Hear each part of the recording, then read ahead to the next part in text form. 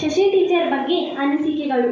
ನಮ್ಮ ದೇವಾಲಯ ನಮ್ಮ ಶಾಲೆ, ಶಾಸಕರ ಸರಕಾರಿ ಮಾದರಿ ಕನ್ನಡ ಶಾಲೆ ಖಾನಾಪುರ. ನಾವಿಬ್ಬರು 3ನೇ ತರಗತಿಗೆ ಕ್ಲಾಸಿಗೆ ಹೆಜ್ಜೆ ಇಟ್ಟಾಗ ಅಲ್ಲಿ ನಮ್ಮಿಬ್ಬರಿಗೂ ಮಾವಿನಕೊಪ್ಪ ಟೀಚರ್ ಎಂಬ ಶಿಕ್ಷಕಿ ಪರಿಚಯವಾದರು.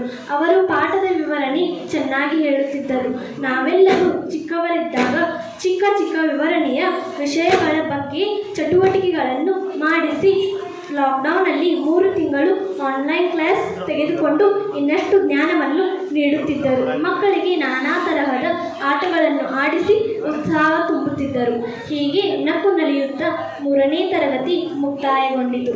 ಇದರ ಬಳಿಕ 5ನೇ ತರಗತಿ ಬಾಗಿಲು ತೆರೆಯಿತು. ಅಲ್ಲಿ ಕೂಡ ಮಾವಿನಕೊಪ್ಪ ಟೀಚರ್ ವರ್ಗ ಶಿಕ್ಷಕಿಯಾಗಿ ಬಂದರು.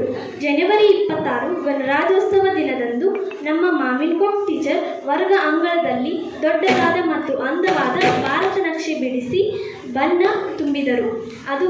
ಅಂದು ನಾವೆಲ್ಲರೂ ರಾಜ್ಯ ಮತ್ತು ರಾಜಧಾನಿಗಳ ಉಡುಪುಗಳನ್ನು ಧರಿಸಿದೆವು.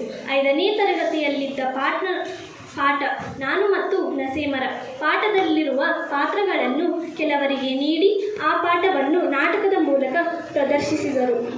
ಹೀಗೆ ಇನ್ನೊಂದು ಪಾಠ ನನ್ನ ಮಾತು ಕೇಳಿ ಎಂಬ ಪಾಠದಿಂದ ಪ್ರಾಣಿಗಳ ಮುಖವಾಡಗಳನ್ನು ಮತ್ತು ಪ್ರಾಣಿಗಳಲ್ಲಿ ಆಗುತ್ತಿದ್ದ ತೊಂದರೆಗಳನ್ನು ಬಗ್ಗೆ ಪಾತ್ರವನ್ನು ಕೊಟ್ಟು ಪ್ರಾಣಿಗಳಿಗೆ ತೊಂದರೆ ಮಾಡಬಾರದೆಂದು ತಿಳಿಸಿದರು.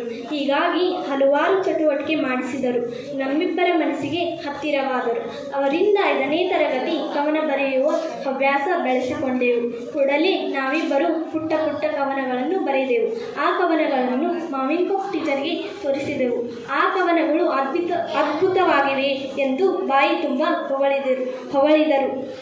ಆ ಕವನಗಳಿಗಾಗಿ ವೀರರ ಇತಿಹಾಸದ ಪುಸ್ತಕ ಮತ್ತು ಸ್ವಾಮಿ ವಿವೇಕಾನಂದರ ರಾಷ್ಟ್ರ ಜಾಗೃತಿ ಪುಸ್ತಕ ಬಹುಮಾನವಾಗಿ ನಮಗೆ ನೀಡಿದರು. ಹೀಗೆ ಕವನಗಳನ್ನು ಬರೆಯುತ್ತಾ ಬಹುಮಾನ ಪಡೆದುಕೊಳ್ಳುತ್ತಾ 5ನೇ ತರಗತಿ ಮುಕ್ತಾಯಗೊಂಡಿತು.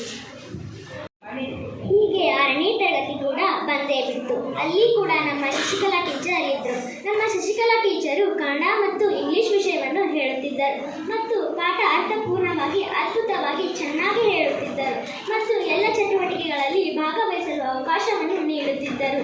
ವಿವಿಧ ವಿಷಯಗಳ ಬಗ್ಗೆ ಪರಿಚಯ ಮಾಡಲು ಸಚೇತನ ಕಾರ್ಯಕ್ರಮದಲ್ಲಿ ಎಲ್ಲರ ಮುಂದೆ ಆ ವಿಷಯದ ಚಟುವಟಿಕೆಯ ಬಗ್ಗೆ ಪರಿಚಯ ಮಾಡಲು ಅಂಜುತ್ತಿದ್ದ ನಮಗೆ ಧೈರ್ಯಶಾಲಿಯಾಗಿರಿ ಎಂದು ಧೈರ್ಯ ತುಂಬಿದರು.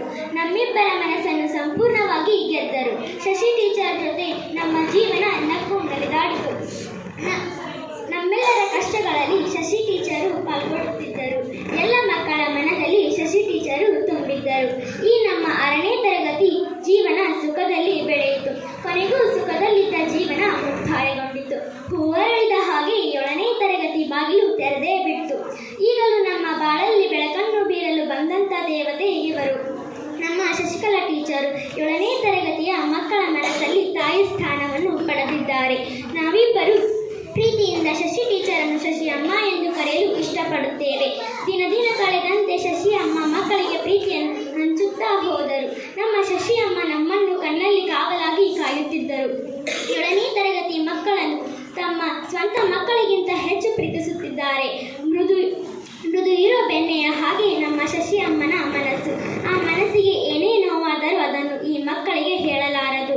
ಶಶಿ ಅಮ್ಮನ ಮನಸ್ಸಿಗೆ ಮತ್ತು ನಮ್ಮೆಲ್ಲರ ಮನಸ್ಸಿಗೆ ದೊಡ್ಡ ಪೆಟ್ಟು ಬಿದ್ದೇ ಬಿಡ್ತು.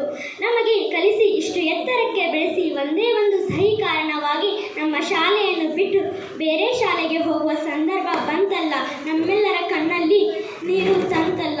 ಇದೇ ಒಂದು ಕಾರಣಕ್ಕಾಗಿ ಮಕ್ಕಳ ಮತ್ತು ನಮ್ಮ ಕಣ್ಣಲ್ಲಿ ನೀರು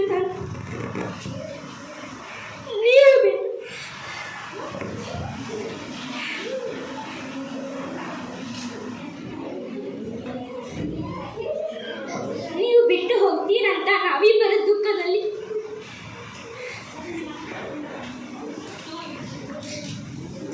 ನಿಮ್ಮ ಸವಿ ನೆನಪಿಗಾಗಿ ಒಂದು ಹಾಡನ್ನು ಬರೆದಿವೆ. ಅದೇ ಆ ಹಾಡು ತಾಯಿ ಶಾಲೆ ಬಿಟ್ಟು ಹೋದ್ರಲ್ಲ ಎಂಬ ದುಃಖದ ಹಾಡು.